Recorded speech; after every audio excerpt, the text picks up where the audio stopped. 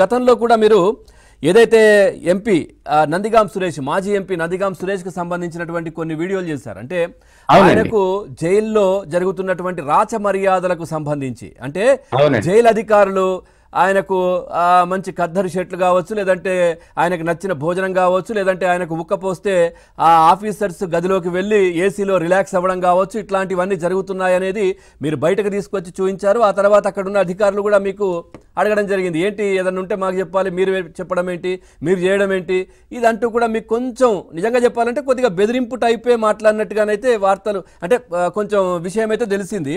So ఇప్పుడు మనం బోరుగడ్డకు సంబంధించి అనిల్ ఎంత పెద్ద నిజంగా చెప్పాలంటే ఉగ్రవాద తీవ్రవాద అనే విధంగా ఆయన వీడియోలు కూడా మనం చూసాం. చంద్రబాబు నాయుడు గారిని జగన్మోహన్ రెడ్డి పర్మిషన్ ఇస్తే ఇంటికెళ్ళి చంపేస్తానని చెప్పారు.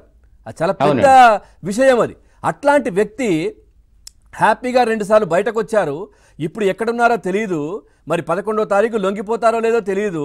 సో వాళ్ళ తల్లిగారికి నిజంగా ఆరోగ్యం బాగోలేదు వచ్చాడు అని అంటే మాత్రం దానికి మనం ఏం లేదు. కానీ ఎందుకు ఫేక్ సర్టిఫికేట్ ఒకటి, తర్వాత ఫోన్ స్విచ్ ఆఫ్ కావచ్చు, ఇవన్నీ ఎందుకు ఈ విధంగా ఇంకా కొద్దిమంది అధికారులు ఎందుకు వాళ్ళకు సపోర్ట్ చేస్తున్నారు, వాళ్ళకు పని చేస్తున్నారు, న్యాయబద్ధంగా చట్ట ప్రకారం ఎందుకు నడుచుకోవట్లేదు?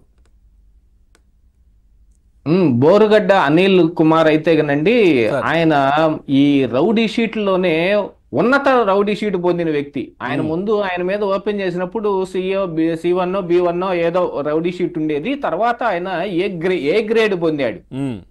మంచి పిల్లలకు మంచి మార్కులు వస్తే B గ్రేడ్ నుంచి A గ్రేడ్కి వెళ్ళాడండి మావాడని చెప్పుకుంటాం కదండి.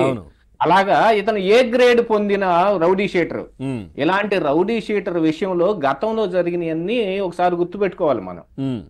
హోటల్లో కూర్చోబెట్టి బిర్యానీ పెట్టడం, దాన్ని వీడియోలు తీసిన కుర్రాళ్ళ మీద బెదిరించటం, ఆ తర్వాత పోలీసులు కొంతమంది సస్పెండ్ అవటం.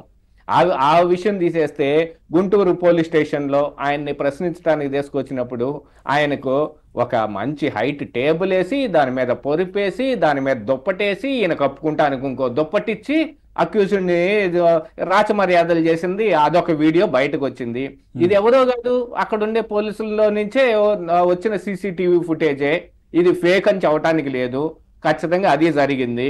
ఇక ఇది తీసేస్తేనండి ఆయన రాజమండ్రి సెంట్రల్ జైలుకు మార్చిన తర్వాత అన్ని విషయాలు చెప్పారు. కానీ మీరు ఆ ఒకటి మీకు మీ దాకా అందిందో లేదో మరి. అప్పట్లో బయటకు వచ్చిన వార్తలే నేను చెబుతుంది. అంటే అక్కడైతే అధికృతంగా ఇది జరిగిందని నేను చెప్పలేను. కానీ జైల్లో ఈ బోరుగడ్డ అనిల్ కుమార్కి ఒక 2 ఖైదీలని అసిస్టెంట్లుగా పెట్టడం జరిగింది.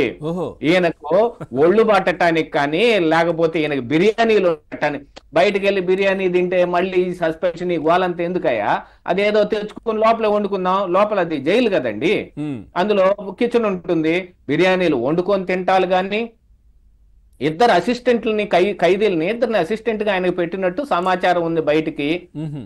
మరి ఇవన్నీ చూస్తుంటే మనకేమనిపిస్తుంది చెప్పండి? ఇప్పుడు ఆయన మధ్యంతర బెయిల్ పెట్టుకోవడానికి కానీ ఆ బెయిల్కి సహకరించడానికి, బెయిల్ ఇప్పుడు ఆయన పెడుతున్నాడు అనుకోండి, జైల్లో ఉన్న వ్యక్తి బెయిల్ పెట్టుకుంటానికి సహకరించడానికి మరి ఈ పోలీసుల ప్లానింగ్ ఏమైనా ఉందేమో కూడా చూడాలి. ఎందుకంటే ఎవరికి తెలియకుండా, మీడియాకి మీకు తెలియలేదు, వాళ్ళ మీద కన్నేసి పెట్టే సామాజికవేత్తలు మాకు తెలియలేదు. అసలు కనీసం మరి బయట పోలీస్ స్టేషన్లో ఆయన మీద ఏ పోలీస్ స్టేషన్లో కేసులు ఉన్నాయో ఆ పోలీస్ స్టేషన్కి సమాచారం కూడా ఇవ్వలేదు. ఫిబ్రవరి 14వ తారీఖు బెయిల్ పెట్టగానే, బెయిల్ అట్ట మంజూరు కాగానే, ఇంటర్మ్ బెయిల్ మధ్యంతర బెయిల్ రాగానే ఆయన్ని బయటకు పంపించేశారు. అలాగే జైలు సూపరింటెండెంట్ పై అధికారులకు కూడా చెప్పాలి కదా, అది కూడా లేదు. జైలు సూపరింటెండెంట్ పై అధికారులకు చెప్పాలి. ఆయన ఏ పోలీస్ స్టేషన్ లో కేసులు ఉన్నాయో వాళ్ళందరికి కూడా ఇన్ఫర్మేషన్ ఇవ్వాలి. ఇదిగో బోరుగడ్డ అనిల్ కుమార్ బయటకు వస్తున్నాడు, మీరందరూ తస్మాత్ జాగ్రత్త, అప్రమత్తంగా ఉండాలి, ఆయన పైన నిఘా పెట్టండి, ఏం చేస్తున్నారు, ఎక్కడికి వెళ్తున్నాడు ఆయన.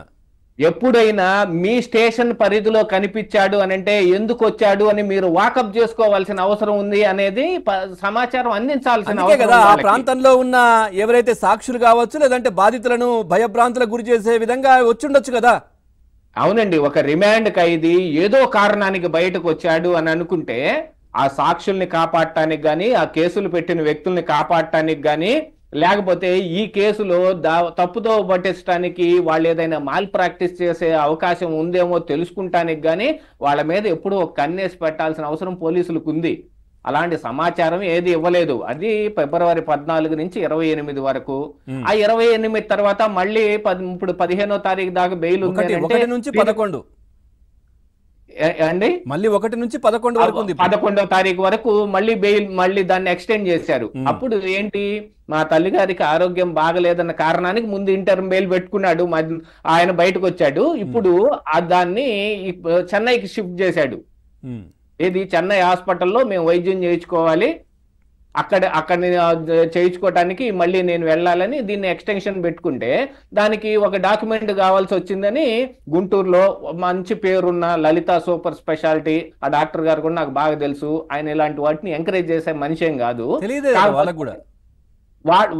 వాళ్ళల్లో కూడా కొంతమంది కల్ప్రిట్స్ ఉంటారండి. ఇప్పుడు ఉద్యోగస్తుల్లో ఇప్పుడు అన్ని డాక్టర్ గారే మొత్తం చూసుకొని ఆయనే టైప్ చేసుకొని స్టాంపులు కొట్టి ఇవ్వడు కదండి, కింద ఉండే వాళ్ళని ఉన్నవాడిని మ్యానిపులేట్ చేయటం. ఎందుకంటే గుంటూరులో ఇతను ఏమిటి అనేది అందరికీ తెలుసు.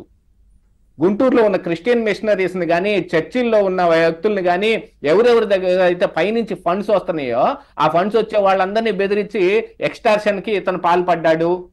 ఎన్నికల సమయంలో గుంటూరులో ఆయన కార్లు వేసుకొని అపరాత్రి అని తిరుగుతూ ఆయన చెక్ చేస్తుంటే చెక్ చేయనీయకుండా పోలీసుల మీదే తిరగబడ్డాడు. అలాంటి వాడు ఏమైనా చేస్తాడు కదా. రైట్. ఈ రోజున బయట ఆయన బయటకు వచ్చాడంటే ఏం చేసే చాలా విచ్చలవిడిగా డబ్బు సంపాదించాడు. జగన్మోహన్ రెడ్డి అధికారంలో ఉన్నప్పుడు ఆయన అసలు ఈ మామూలుగా కాదు ఆ డబ్బు సంపాదించింది. సో అదంతా బ్యాంకుల్లో ఉంది. తర్వాత అండి పవన్ గారు మొన్న ఆయన అరెస్ట్ చేసిన తర్వాత ఆయన బ్యాంక్ అకౌంట్లు వెరిఫై చేసి ఆశ్చర్యపోవటం పోలీసులు పొంతయింది.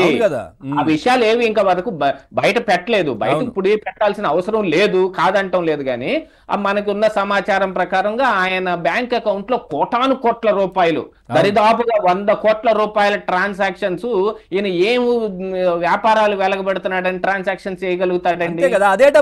అదే డబ్బుతో పోలీసులకు కొంచెం ముట్టింది అనేది మొన్నటి వరకు జైల్లో అవును డబ్బు ఇచ్చాడు. ఆ తర్వాత అందుకే ఈయనకు రాజమర్యాదలు చేస్తున్నారనే వార్తలు కూడా వచ్చాయి కదా.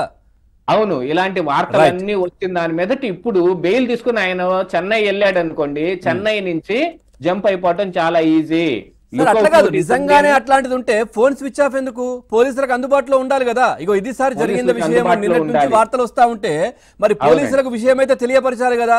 లేదు ఇది విషయం నిజంగానే మా తల్లి గారికి బాగోలేదు, నేను ఇక్కడ ఉన్నాను ఇది అని చెప్పాలి కదా. కానీ చెప్పలేదు. సరే ఒక్కసారి మళ్ళీ వస్తాను.